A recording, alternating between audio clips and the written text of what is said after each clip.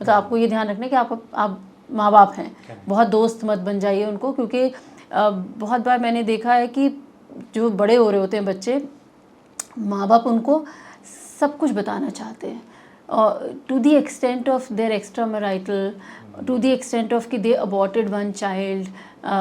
तो वो बच्चा जो टीनेज है वो उसके वो ले नहीं सकता, इट कैन नॉट एब्जॉर्ब और एसिमिलेट ऑल दोज थिंग्स। आप कुछ सोच के बता रहे हो, वो कॉम्प्रीहेंड कुछ और ही कर रहा है। और वो एक्चुअली आप ये सोचो कि अब तो तुम्हें सब कुछ पता ही है, you also have a boyfriend और you also have a girlfriend, so you know everything, but they do not know anything. It's just the physical hormones are growing, they are growing taller.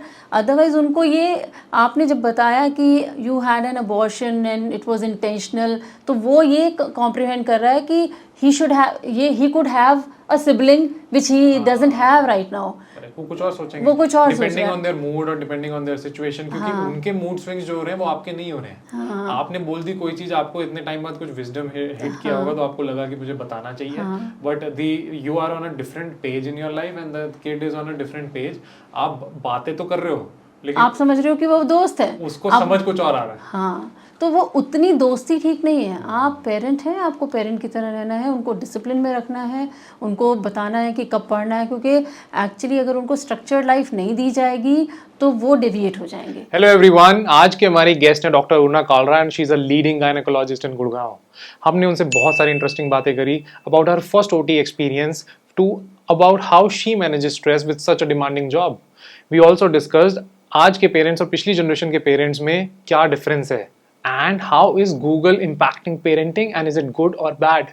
Plus stress और anxiety का आज के parents और उनके बच्चों पे क्या असर हो रहा है and how to safeguard ourselves. Please keep watching till the end and do subscribe our channel for more such interesting content.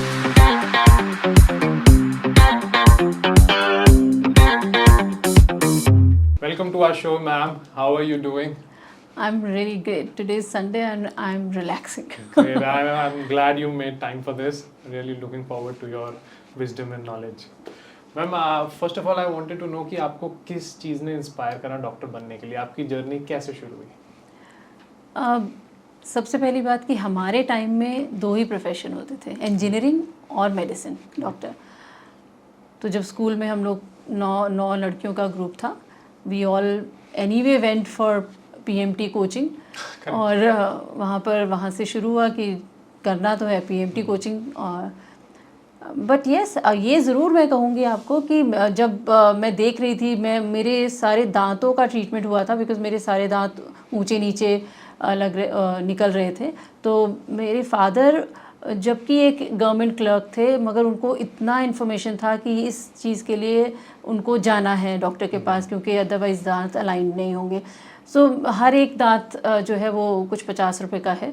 उस वक्त 50 रुपये चैरिटेबल हॉस्पिटल में थे, और फिर उसके बाद एक 25 रुपये की आइसक्रीम होती थी जो डॉक्टर कहता था ये वाली खानी है।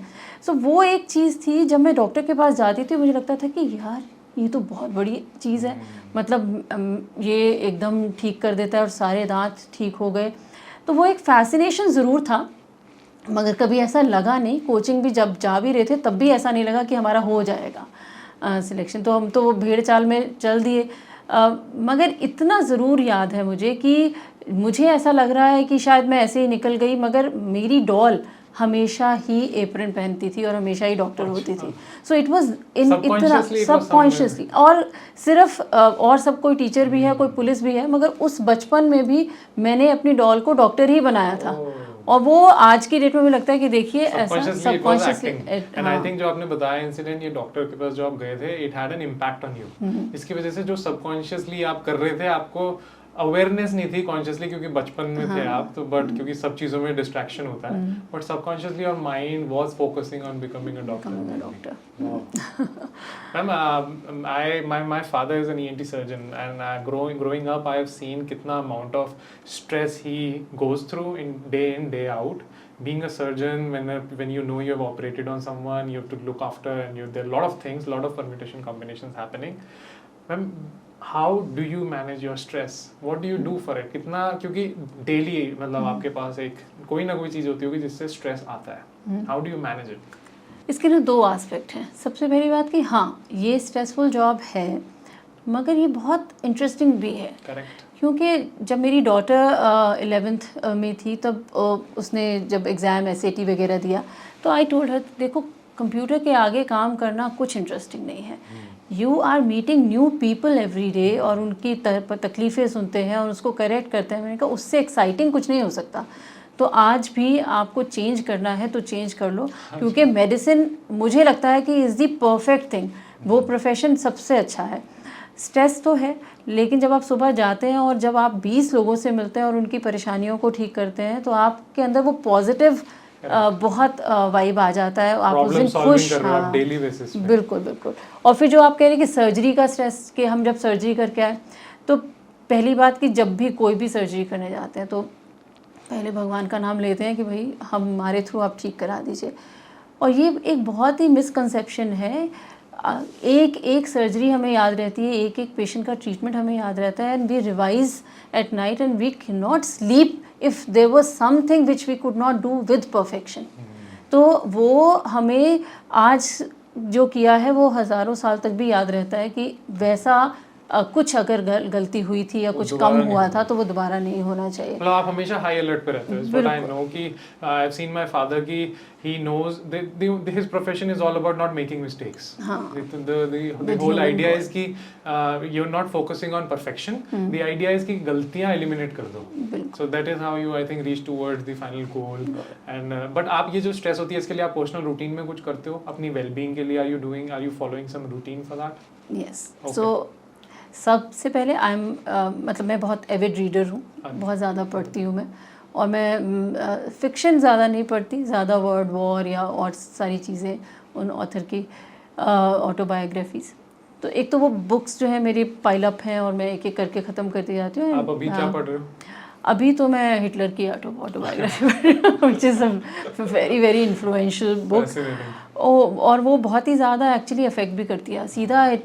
वो एक टाइम पे बैन हो गई थी, अगर आपको पता हो। वो एक्चुअली आपको अफेक्ट करती है, आपकी साइकोलॉजी को अफेक्ट करती है। It is very different something, he was a very different human. हाँ, तो एक तो वो अभी पढ़ रही हूँ।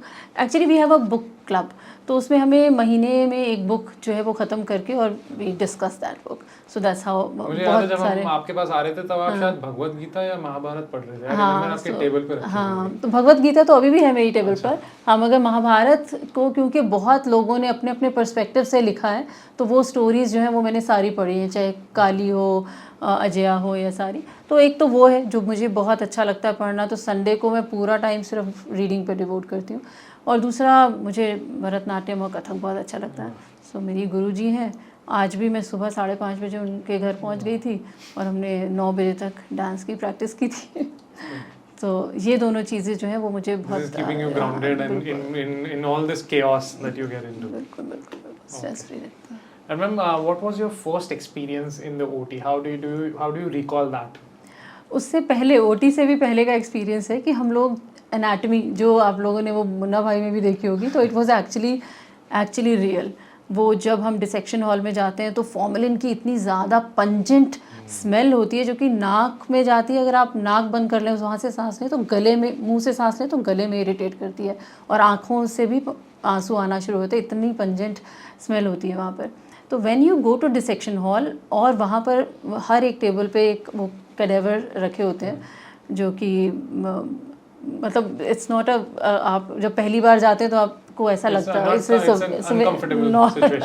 Not a very pleasant look.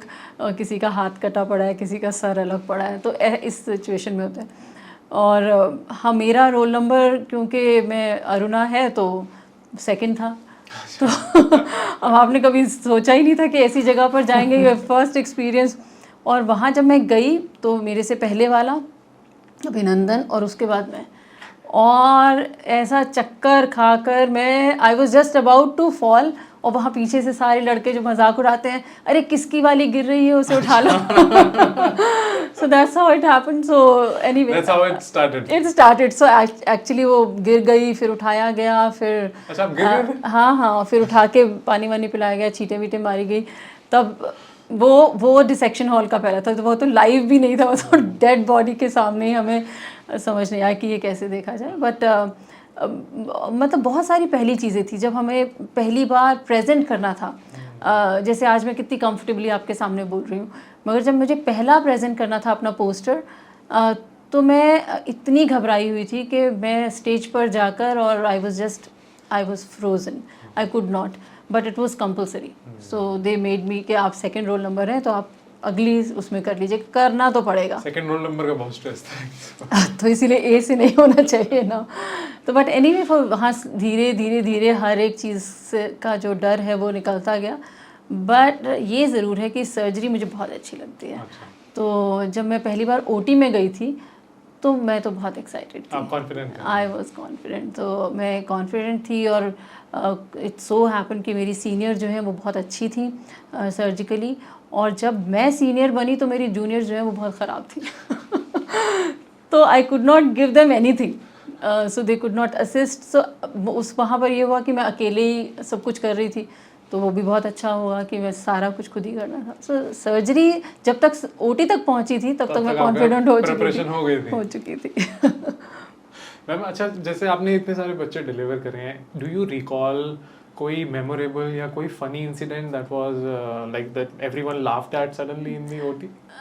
सो हाँ, ये तो बहुत बड़ा एक इंसिडेंट तो है ही, जिसमें कि तो आपको ये तो पता ही है कि आजकल ओटी में हस्बैंड्स आर अलाउड। तो एक हुआ कि ठीक है हस्बैंड आना चाहते हैं, ठीक है, इलेक्टिव केस था।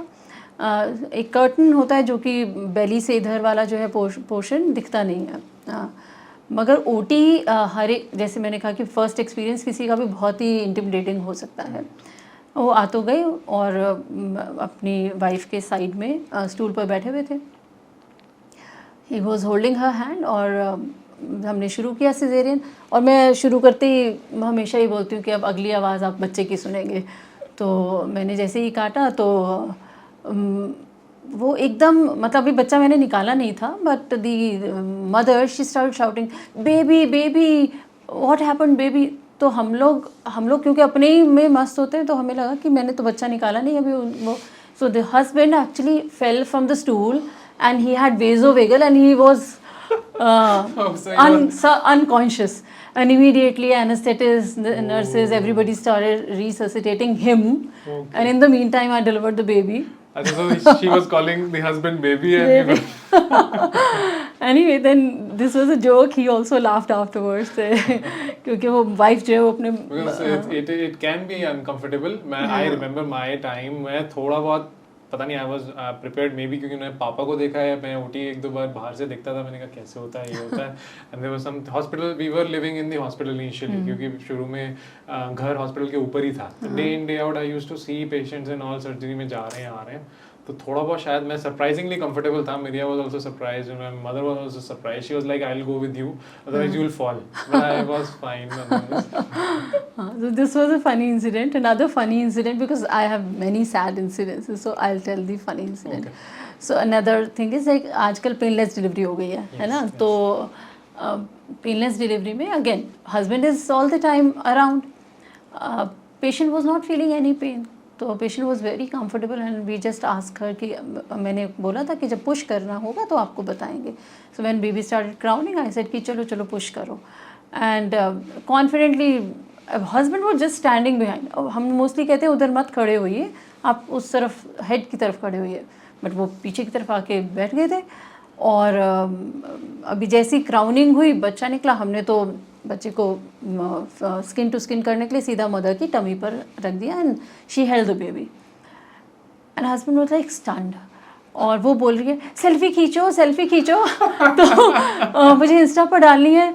हस्बैंड जो है वो बैठा हुआ है, वो बिल्कुल लाइक शॉक्ड कि ये क्या, वो बच्चा निकला और माँ के ऊपर तो and she was so furious with him कि क्या है आपको समझ नहीं आ रही। मैंने एक सोचा, मैंने उनके हाथ से फ़ोन लिया, मैंने कहा कोई सेल्फी खींच दो क्योंकि she was not in pen at all, she was just enjoying her. And husband could not understand what she is saying.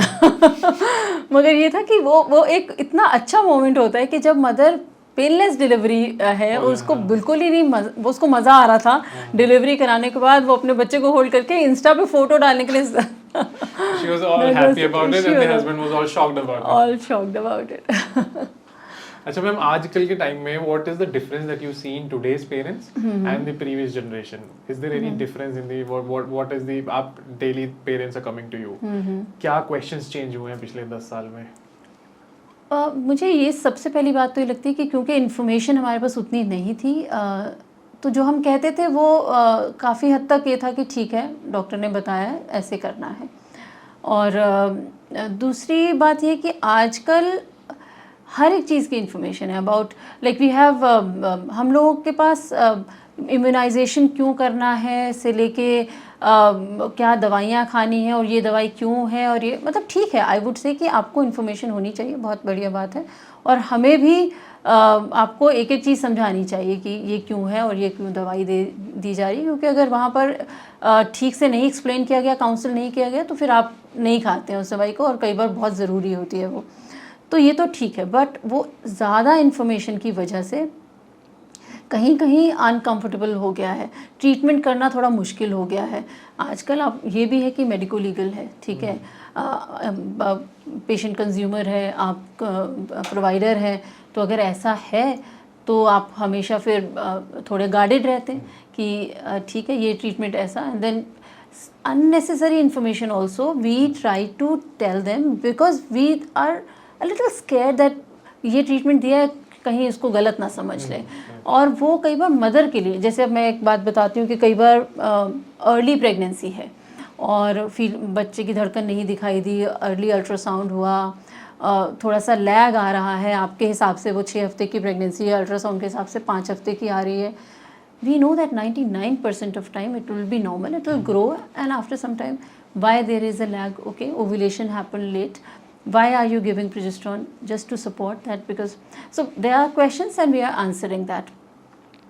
But if it was yesteryears, मैंने सिर्फ ये बता दिया होता कि एब्सोल्युटली नॉर्मल, डोंट वरी, 99% सब ठीक होगा, अगला अल्ट्रासाउंड कराएंगे, you take this medicine and we are good, that was it. But अभी मुझे ये बताना पड़ता है, और जो कि मुझे बहुत भारी मन से बताना पड़ता है, कि ये शायद अबॉर्ट भी हो जाएगा।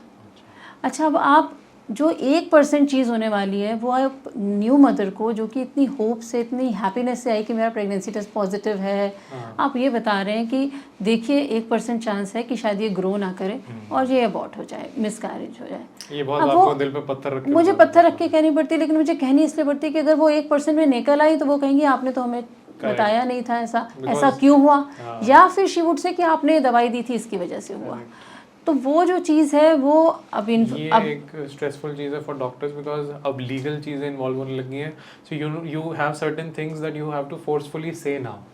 पहले बिना बोले चल जाता था, अभी सब आपको स्ट्रक्चर्ड मिला हुआ है कि ये बोलना है, पड़ेगा। अगर नहीं बोलते तो फिर वो वापस आके थोड़े नाराज़ हो जाते हैं। तो इसीलिए और जो कि हम जैसे यंग मदर्स हैं वो बहुत ही यंग हैं, मतलब अभी उनको कोई इन्फॉर्मेशन थोड़ी ना है किसी भी प्रेगनेंसी की, मगर ये बात जो है वो थोड़ी कड़वी लगती है, और ये नहीं कहनी पड़े मुझे तो ज़्यादा अच्छा लगता है। मुझे बहुत अच्छा लगता है कि जब कोई आता है कि किसी ने भेजा और उन्होंने कहा कि बस आंख बंद करके जो डॉक्टर अन्ना कहे वो कर लो, तो मुझे लगता है कि हाँ ये ठीक है, इसको जो कहूँगी वो, तो फिर वो एक मदरली फीलिंग आ जाती है कि ठीक है, what ever I am giving, हम तो हर एक को उसी हिसाब से ट्रीट करते हैं जैसे हम अपनी सिस्टर, मदर या डॉटर को करेंगे। बस वो थोड़ा सा आजकल का। तो मैम आपको लग रहा है कि इन सब पेरेंट्स में गूगल भी इंट्रूड कर रहे हैं कहीं पे? Like is it like Google करके लोग आपके पास आते हैं कि मैम क्या हमें ये हो रहा है, क्या हमें वो हो रहा है, is it like that? Google मतलब गूगल को हमें बदनाम नहीं करना चाहिए, कहीं से भी वो इन्फॉर्मेशन ले रहे हैं, मतलब इसमें गूगल का प्रॉब्लम नहीं है, it is about how the person is perceiving information, उसके ऊपर है। बिल्कुल। अच्छा, फिर वहाँ पर मैं ये भी सरप्राइज्ड हूँ कि कैसे आप लोगों को ये नहीं पता चलता कि वहाँ पर कोई भी कुछ भी इन्फॉर्मेशन डाल सकता है। आप फिल्टर कैसे करेंगे? लोग सोचते हैं कि गूगल एक भगवान बन गया, गूगल बोल रहा है तो हो गया। हाँ। But it is how credibility has shifted with technology, कि लोग सोचने लगे गूगल को सब पता है, तो वो और लोगों को जज करने लग जाते हैं कि अब मैंने पढ़ लिया है तो मुझे पता है, तुम्हें नहीं पता। आपस में हस्बैंड वाइफ में लड़ाई होने लग जाती है कि मैंने पढ़ा था, तुमने नहीं पढ़ा, तो मुझे ज्यादा पता है। तो this is a Google fight that is going on, और ये प्रेगनेंसी में आपके पास भी जरूर आता होगा गूगल चल के। प्रेगनेंसी हर फील्ड में आता है। गूगल ने कहा कि इसका ये ट्रीटमेंट है, आपने ये बताया, और मतलब बहुत बार ऐसा होता है कि एक मदर आई जो कि शी वाज क्राइंग कि मेरा तो बच्चा भी बहुत छोटा है, I don't want to die and all. तो मैंने कहा बीमारी क्या है पता तो चले। तो उनको एक बहुत ही छोटा सा 2 मिलीमीटर का कुछ फाइब्रॉइड 2 सेंटीमीटर का फाइब्रॉइड था। तो मैंने कहा किसने बोला आपको कि आप इससे मरने वाली है? तो बेचारा पड़ा है वहाँ पर, दिख गया क्योंकि आपने अल्ट्रासाउंड करा लिया, नहीं तो वो ऐसे ही चला जाता। अभी मैं 10 लोगों के अल्ट्रासाउंड करूँ तो 7 लोगों को तो फाइब्रॉइड निकल आएगा। तो आपको ये क्यों लग रहा है कि आपको इससे, मगर गूगल ने तो कहा कि अरे, मैंने कहा कि आप तो बिना मतलब ही मतलब तो मुझे सिर्फ काउंसिल करना था और वो इसी बात से खुश हो गई कि भाई आपने मुझे बचा लिया। तो आप गूगल तो हर एक चीज़ एक्सट्रीम में बताएगा। अभी पैरासीटामोल में भी किडनी फेलियर बताएगा, सब में आपको ऑलमोस्ट कैंसर तक ले ही जाता है। ले ही जाता है। वो ऑलमोस्ट 3 सर्च अगर आपने कर ली तो 3rd सर्च आपको कैंसर बता रही होगी। अब इसमें मैम ये जो इतना स्ट्रेस, अब अगर कोई फर्स्ट टाइम मदर या पेरेंट्स अगर इतना स्ट्रेस ले रहे हैं, how is that impacting the mother, her journey of pregnancy and the baby also coming forward? इस स्ट्रेस का क्या इम्पैक्ट हो रहा है and how, what do you suggest them? तो पहली बात कि मुझे कभी ये नाराज़गी नहीं होती उनसे कि वो गूगल पढ़ के आ रहे हैं।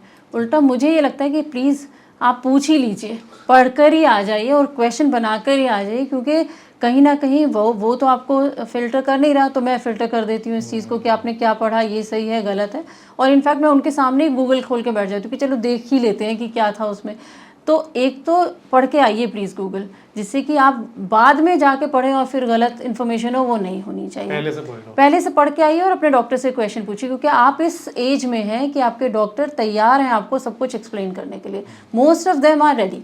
मतलब हम लोग तो, मैं तो आराम से आधा घंटा लेके बैठती हूँ एक पेशेंट का कि आप पूछिए, मैं बता रही हूँ। और आपके तो बहुत कॉमन क्वेश्चंस हो गए होंगे, क्योंकि डे इन डे आउट लोग पूछ रहे हैं, तो आपको पता ही है ये पूछने वाले हैं।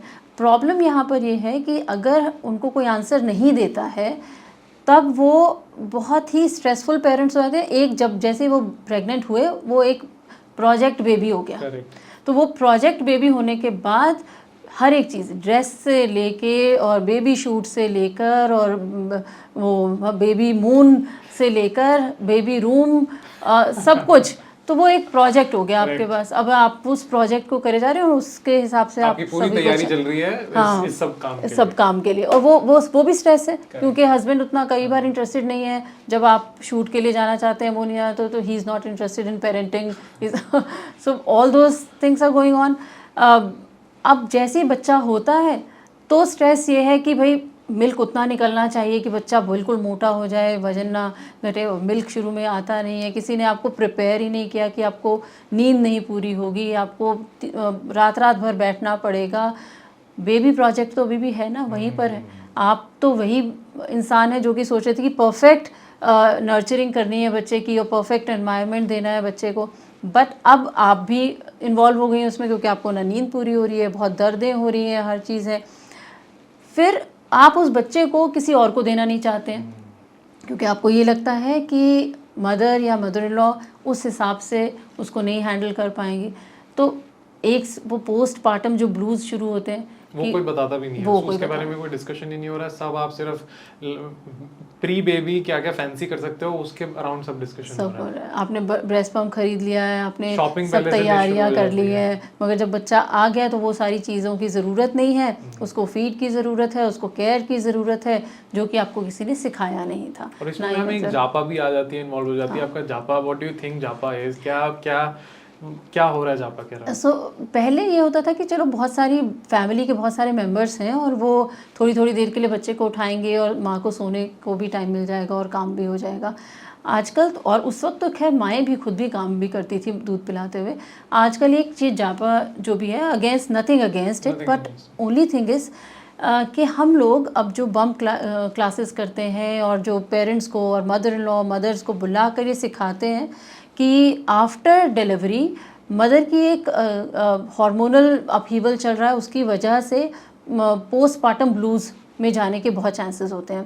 और अगर आप उस वक्त उसको हैंडल नहीं करते तो वो अंडरमाइन हो जाता है उसका कॉन्फिडेंस, वो दूध नहीं प्रॉपर पिला पा रही, वो सो नहीं पा रही। और उस वक्त अगर कुछ ट्रेडिशनल चीज़ें जैसे आप ये मत खाइए या ये ज़्यादा खाइए, अब जैसे घी खाने की आदत नहीं है और आप लोग घी ज़्यादा खिलाने की कोशिश करते हैं बिकॉज उसमें कैल्शियम होता है, बट हम तो कैल्शियम देते हैं कैल्शियम टैबलेट के फॉर्म में, वो तो मिल ही रहा है ऑलरेडी। वो तो मिल ही रहा है। फिर आप उतना घी मत खिलाइए, क्योंकि हम पहले ज़माने में इसीलिए घी खिलाते थे क्योंकि घी में वो A, D, E के सब विटामिन होते थे और कैल्शियम होता था। But now all the vitamins and calciums have been given in the form of supplement. अब जो आप घी पिला रहे हो उसका वजन बढ़ा रहा है, कोलेस्ट्रॉल बढ़ा रहा है, और she is not used to of eating that ghee. तो लेकिन वो अब स्ट्रेस है कि आप घी नहीं खाओगे तो दूध नहीं होगा। एक वो चीज़ हो गई। एक चीज़ हो गई कि आपको प्रॉपर तरीके की मील नहीं जो वो खाना चाहती है। जैसे अब चिकन एग खाना चाहते हैं most of the population, if it is non vegetarian तो फिर वो उसको नॉन वेजिटेरियन नहीं दे रहे, आप सिर्फ घिया तोरी दे रहे हैं। अब वो क्योंकि दूध भी नहीं पूरा पिला पा रही है, सो भी नहीं पा रही है, स्टिचेस में भी पेन हो रहा है, सारा दिन बैठी है, और हस्बैंड भी नहीं आके हग कर रहा, किस कर रहा, सारी जगह जापा है या मदर है या मदर इन लॉ, वो उस तरीके से के एनवायरनमेंट में वो पहले ही पोस्टमार्टम ब्लूज़ में जा रही है। अब खाना भी ठीक नहीं मिल रहा, जो कि एक सोलेस होता। ये चीज़ें हम सारी की सारी बम क्लब में मदर और मदर इन लॉ को बताते हैं कि आप प्लीज़ उनको खाने दीजिएगा, एग दे दीजिएगा, पनीर दे दीजिएगा, ड्राई फ्रूट्स दीजिए, छोले चने सब खा सकती हैं। मगर अब जापा भी आ गई। हमने जापा को तो कभी सिखाया नहीं था, जापा ट्रेनिंग में नहीं है आपके और जापा ट्रेनिंग में आई नहीं है। और उसके पास जो सेलिंग पॉइंट है वो यही है कि उसके पास जो यस्टर ईयर का सारा ज्ञान और विजडम है वो भी तो लेके आई है। बच्चे को संभालने के साथ साथ वो आपको ये भी बताएगी कि आपका दूध पतला है कि गाढ़ा है, पूरा नहीं आ रहा, आप क्या खाएं, बच्चे को कैसे मालिश करनी है। और वो उस मसाज करने के चक्कर में कभी उसकी एल्बो पुल कर देती हैं, कभी शोल्डर डिसलोकेट हो गया। मगर अब वही बात है कि अब जापा जो है वो बच्चे को अगर पाल रही है तो फिर आप क्या कर रहे हैं। तो आप बच्चे को पालिए, उसकी मसाज इस तरीके से कीजिए कि वो मसाज करते वक्त हंसे। जापा उसको रुलाती है, ये जताती है कि वो इतनी अच्छी कर रही है कि वो कल ही खड़ा हो जाएगा। कल तो खड़ा नहीं होगा, लेकिन वो आपके पैसे वसूल करवा रही है। आपके बच्चे को सिर्फ स्किन डीप मसाज चाहिए, जापा की मसाज नहीं चाहिए। आपके साथ वो बॉन्डिंग टाइम है, आप वो करिए। Most of the time if you are carrying your baby all the time, this is the bonding time. वो बेस्ट टाइम है आपका बेबी के साथ, जो इनिशियल बॉन्डिंग होती है for 6 months 8 months, that is very important. और उस टाइम पे अगर आप जापा रख भी रहे हैं, I think you are very rightly pointing it out, आप जापा को you should take through training, और एटलीस्ट उनको you should bring on the same page with the doctor कि क्या क्या होना है और क्या नहीं होना है। और आई थिंक वहाँ पे गैप आ जाता है। मुझे लगता है सारे यहाँ इस सिटी के जापास की एक क्लास मैं ही ले लेती हूँ एक उसके ऊपर क्लास रखना चाहिए और उनका वैक्सीनेशन भी करा देते हैं। अब मैम इसमें जैसे आप बोल रहे हो, ये आपने एक चीज़ पॉइंट आउट करी बॉन्डिंग वाली।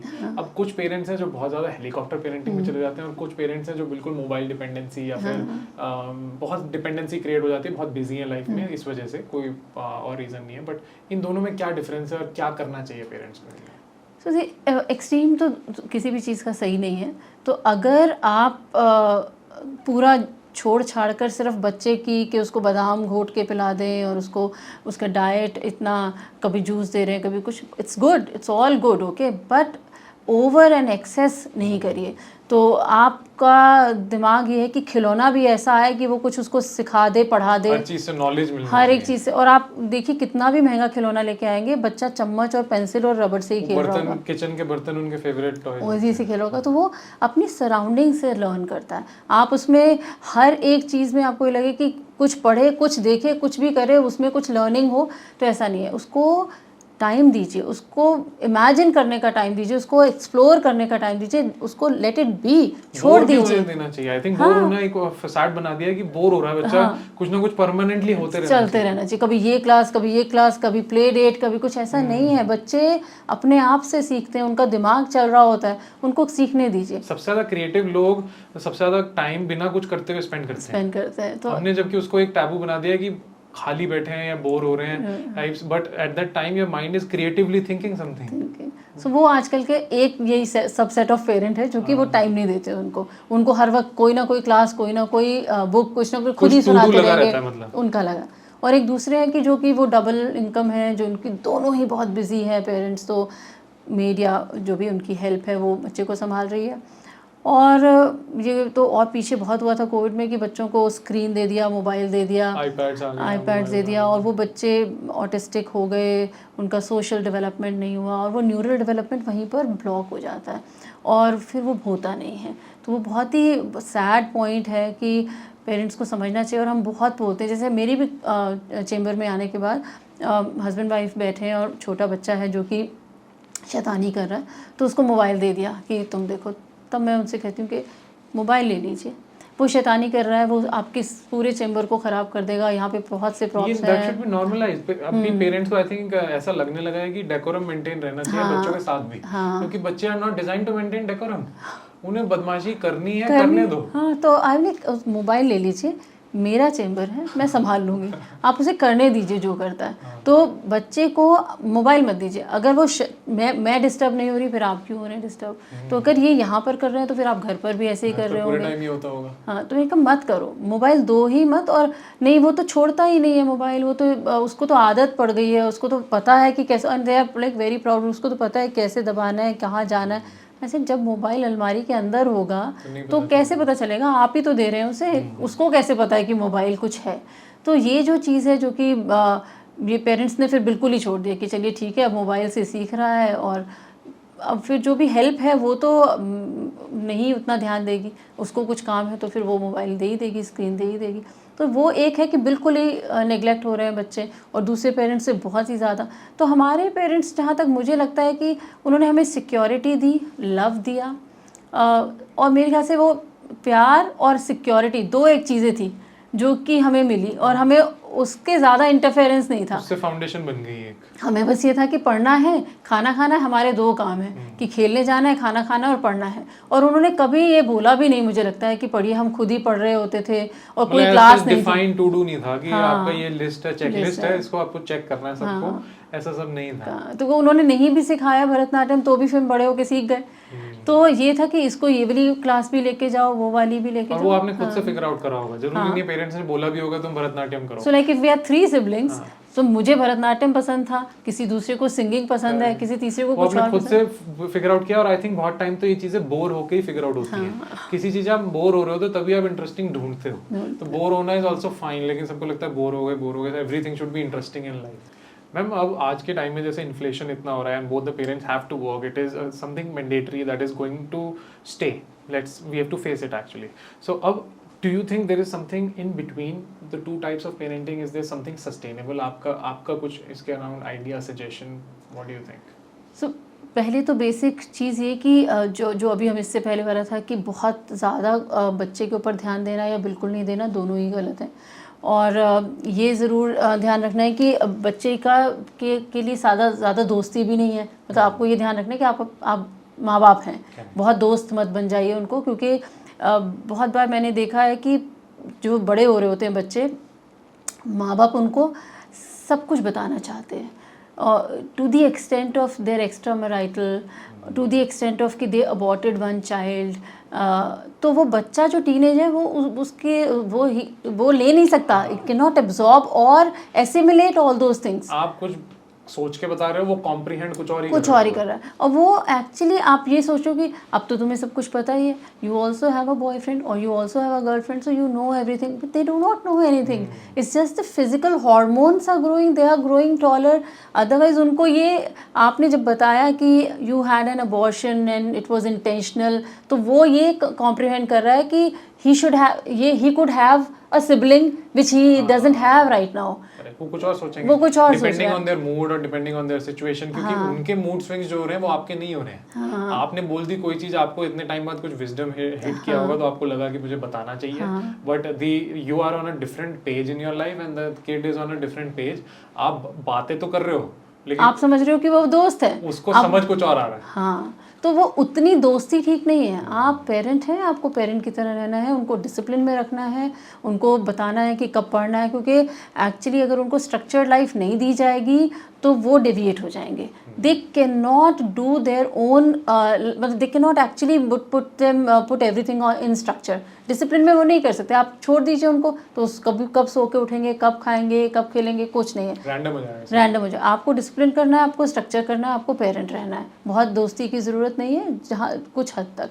और दूसरी चीज़ ये कि हाँ, जो आप कह रहे हैं कि दोनों ही इनकम बहुत ज़रूरी हैं, और छोटे बच्चे को हम कहाँ पर छोड़ें या किस तरीके से करें, क्योंकि अभी यहाँ पे मना करें कि अगर हम सर्वेंट के पास छोड़ते हैं, हेल्प के पास छोड़ते हैं, तो वो उसकी लैंग्वेज बोलना शुरू कर देता है, उसके जैसे खाना, उसके जैसे सब कुछ हो जाता है, जो कि आप नहीं चाहते हैं। और पीछे क्या चल रहा है वो भी बहुत मुश्किल है। तो यहाँ पर मेरे पास जो एक आइडिया है, I don't know, it's a very dream far fetched idea which I, मतलब वो मुझे इसलिए भी है क्योंकि मेरे दोनों बच्चे ग्रैंड पेरेंट्स के साथ हुए पले। वो दोनों ही सेट ऑफ ग्रैंड पेरेंट्स पूरा ही टाइम थे। एक हाँ, वन पॉइंट ऑफ टाइम मेरे mother in law, father in law, mother, everybody was living together. तो वो बच्चों के अंदर इतनी अच्छी इनकल्टेट होती हैं सारी हैबिट्स के, नीचे आके पैर छूना या शेयर करना, या पहले दादी नानी से पूछना कि उन्होंने खा लिया कि नहीं, या रात को खा लिया कि नहीं, और स्कूल से आते ही मॉरल्स अराउंड बहुत डेवलपमेंट होता है, मॉरल एजुकेशन सारी वहीं पे शुरू होती है। अच्छा, और वो ज़बरदस्ती ज्ञान भी देते रहते हैं कि ऐसा नहीं करना, वैसा नहीं करना। तो वो मतलब हर एक लेवल पे उनको कुछ ना कुछ विजडम देते रहते हैं। तो ये कहीं ना कहीं वो हिट करती रहती है, धीरे धीरे धीरे धीरे उनके अंदर जा रही हैं।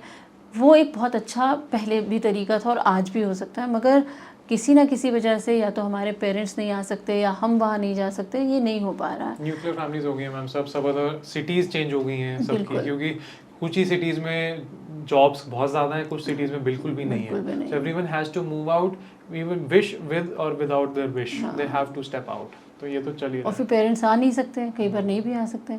तो क्या जो एक पेरेंट्स अलग रह रहे हैं, जिनके खुद के बच्चे दूसरी सिटीज़ में हैं, दूसरी कंट्रीज़ में हैं, जो यहाँ पर अकेले रह रहे हैं, उनको हम अपने बच्चों के साथ किसी तरीके से मिलवा सकते हैं। उन क्रैचेज़ में वो आ सकते हैं, उस एक लोकेलिटी में एक कुछ घंटे हमारी मेड या हमारा हेल्प, और वो पेरेंट्स भी हों जो एल्डरली लोग हैं। आप कह रहे हो कि वो एक इकोसिस्टम में उनको इन्वॉल्व करना ज़रूरी है, and because they had a very important role. And आज के मतलब जो एक क्रैच और सब सिस्टम्स बन रहे हैं, आई थिंक उसमें it's a very interesting idea, I really like it, because अभी क्रैचेस वगैरह से बहुत मतलब विदाउट एनी विजडम और विदाउट एनी एल्डरली पीपल है, वो that is manage by very young people.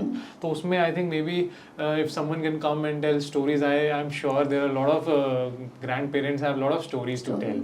तो वो लाइफ स्टोरीज, बाकी पंचतंत्र की कहानियां हैं, उससे विजडम है, और वो उनको मज़ा भी आएगा क्योंकि वो भी मिस कर रहे हैं अपने ग्रैंड चिल्ड्रन को। और फिर मुझे लगता है कि एक क्रैच ये बच्चों के लिए नहीं होगा, this would be a क्रैच for elders also. उनके लिए it is something so good for them, lot of recreational activity happens, plus ये I think your the idea you have, I wish someone should be working on it, because micro ecosystems में ही चल जाएगा। हम cities में सब micro ecosystems में रह रहे हैं। एक society है जिसके अंदर multiple towers हैं, multiple parents हैं, multiple elderly लोग भी रह रहे हैं। So उसमें कहीं एक there should be a place designated for this, जहाँ पे ये इस टाइप के interactions बढ़ सके। So I think that और क्रैचेस को भी मुझे लगता है कि एक ऐसा करना चाहिए, जैसे एल्डरली होम्स बन रहे हैं आजकल, तो इस तरीके का कि ठीक है, we also take care of elderly people, उनका बीपी, वो डॉक्टर को बुला के, और फिर वो आए और वो बच्चों के साथ इंटरेक्ट करें। तो दोनों चीज़ें पैरेलल चल रही है, बच्चों की क्रैच चल रही है, बड़ों की क्रैच चल रही है। सिर्फ पेरेंट्स के साथ अगर बच्चा रहेगा या एक दो लोगों के साथ रहेगा ना, तो एक सोशल डेवलपमेंट, आप सही बोल रहे हो। I read this in this book also, Homo sapiens, we being humans we have grown in communities. बहुत सारे पेरेंट्स साथ रहते थे, बहुत सारे एल्डरली लोग साथ रहते थे, तो बच्चा बहुत सारे लोगों से इंटरेक्ट करके बहुत कुछ सीखता था। अब वो चीज़ें अब न्यूक्लियर होने के साथ साथ बहुत मिस आउट होती जा रही है, जहाँ पे टीवी का इन्वॉल्वमेंट, मोबाइल का इन्वॉल्वमेंट बढ़ता जा रहा है। टॉलरेंस नहीं है, पेशेंस नहीं है, दे आर नॉट, वो सिंगल चाइल्ड है या दो भी हैं, तो सब कुछ देने की कोशिश करते हैं आजकल हम। तो वहाँ पर बहुत ही, मतलब जब आपके पास 10 सिबलिंग है, अब वो नहीं, चलो ठीक नहीं है, मगर जॉइंट फैमिली है, so you have to adjust. आपको पूरी चीज़ नहीं मिलेगी, you have to take the half only, है ना। तो वो एक चीज़ आ जाती है कि you are content with half, otherwise you want the full, everything is mine. वो वाली चीज़ें जो है बच्चों में नहीं हो पा रही हैं, तो मुझे लगता है वो एक डेवलपमेंट बहुत ज़रूरी है। अब हम ये तो नहीं कहेंगे कि सारी जॉइंट फैमिली में रहें, but if we can but do they can be an something. Ecosystem, ऐसा this is an ecosystem which can be designed. इतनी चीजें हम लोगों ने क्रिएट कर ली हैं, मतलब हमारे पास पहले सोचो आप टैक्सी पकड़ने के लिए हमें कितने एफर्ट मारने पड़ते थे, आज on your mobile you can get a taxi. तो वो एक इकोसिस्टम बन गया व्हिच इज नाउ कंफर्टेबल। अब पेरेंटिंग के अराउंड गोइंग फॉरवर्ड इतने बिजी होने वाले लोग, so we need these small ecosystems in place जिसपे we can create some sort of dependency, so that the बच्चे का जो ग्रोथ और डेवलपमेंट है वो अच्छे से होता रहे, मतलब उसमें कोई लैग ना आए, उसमें कोई स्टेग्नेशन ना आ जाए या प्रॉब्लम ना आ जाए। तो बहुत इंपॉर्टेंट है ना, आप जिस चीज़ के लिए कमा रहे हैं फ्यूचर जनरेशन पूरा आपके हाथ में, हाथ मतलब यू आई अंडरस्टैंड, आपके मुझे बात से पूरा ये समझ में आ रहा है कि पेरेंटिंग जो प्रिपरेशन बेसिकली पेरेंट्स डिलीवरी से पहले कर रहे हैं वो बहुत ज़्यादा है, उसके बाद के जो चीज़ें हैं वहाँ पे चीज़ें भी लैकिंग है। हम सिर्फ पैसा कमा के सोच रहे हैं कि हम उसको मटेरियलिस्टिक थिंग्स दे देंगे तो लाइफ हो जाएगी, बड़ा स्कूल दे देंगे, बड़ी गाड़ी दे देंगे, लेकिन वो तो बिल्कुल ही एक्चुअली कुछ साल तक तो 9th तक तो शायद उसको कुछ समझ ही नहीं है कि आप उसको बड़ा घर दे रहे हैं, बड़ी गाड़ी दे रहे हैं, सब कुछ दे रहे हैं। उसके बाद हाँ रियलाइजेशन है, बट ठीक है पैसा कमाना बहुत ज़रूरी है, मगर अभी जो आपको उसको जो एक सिक्योरिटी, लव, अफेक्शन और जो हमें संस्कार देने हैं वो बहुत ज़रूरी है। Very important point now. Ma'am, I have some few questions for you, like quick questions, like you can just give your one word or an input on that. What is the one best and one worst advice you ever received? So best advice तो बताती हूँ। एक तो मुझे मेरी senior ने बोला, as a doctor we should be empathetic, so you should be kinder than kindest. So that is the best. मतलब आपको पता नहीं है कि मरीज़ सिर्फ एक बीमारी नहीं लेके आया है, वो बहुत बैगेज के साथ आया है, उसके घर में क्या चल रहा है, उसकी साइकोलॉजी क्या चल रही है, उसको सिर्फ वो बीमारी नहीं है जो आपको दिख रही है। और don't be judgemental, so you should be kinder than kindest. Whatever ugly disease or whatever abnormal situation she has brought to you, just try to understand behind that. So one is that, and another is that I would say perfection or competence is the most beautiful thing. It's the most attractive thing. Slowly and steadily, if you are competent in something and perfectly doing the smallest of the thing, that is the most beautiful thing. छोटी से छोटी चीज़ है मेरा। You should always try that. उससे ज़्यादा attractive कुछ नहीं हो सकता। एक छोटा सा बंदा, अपना प्लम्बर भी अगर अपने काम को शिद्दत से करता है, परफेक्टली करता है और आप खुश हो जाते हैं कि ये देख के भी मजा आ जाता है। मैम अगर कोई अपना काम शिद्दत से कर रहा हो ना, एक ऐसा लगता है एक बहुत ऑरा चेंज हो जाता है उस जगह का। कोई जल्दबाजी में कर रहा है, कोई भागा दौड़ी में कर रहा है, कोई किसी ने बोल दिया इसीलिए कर रहा है, all that is very passion से करिए अपना काम, और वो बहुत अट्रैक्टिव चीज़ है।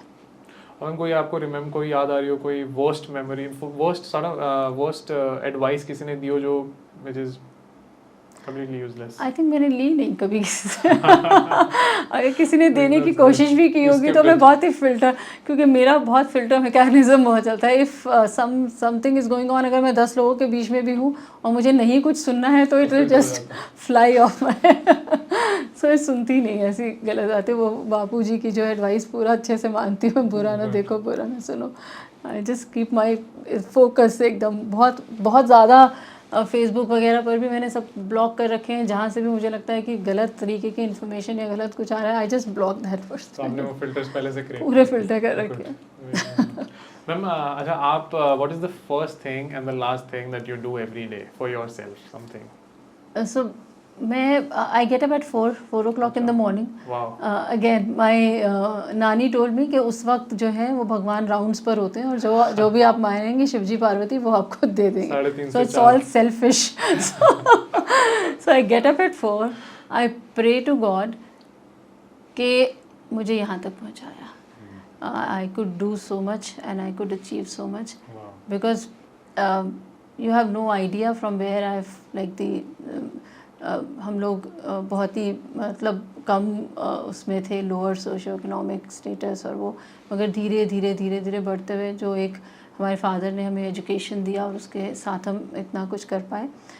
तो जब सुबह उठती हूँ तो मुझे लगता है कि मैं ये ड्रीम है क्या, मैं यहाँ हूँ क्या, ये घर है क्या, ये जॉब है। I am so grateful to God and then I go for walk. I like to walk in dark. जब बिल्कुल शांति होती है 4, 4:30, 4 से 5, जब सूरज नहीं निकला है तो मुझे वहाँ वॉक करना पसंद है.